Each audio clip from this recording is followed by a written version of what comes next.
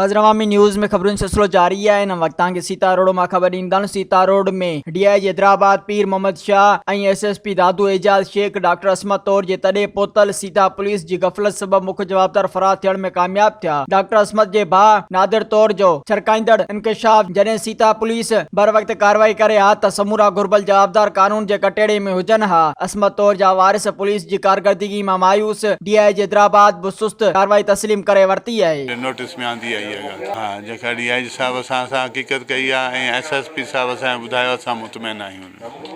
मुंहिंजे घर जी लोकेशन ॾिठी आहे, उन जे किथे मुंहिंजी नंढड़ी सुसाइड कई आहे, रूम ॾिठो आहे ऐं मुंहिंजी घरवारी सां मिलियो आहे DIG साहब।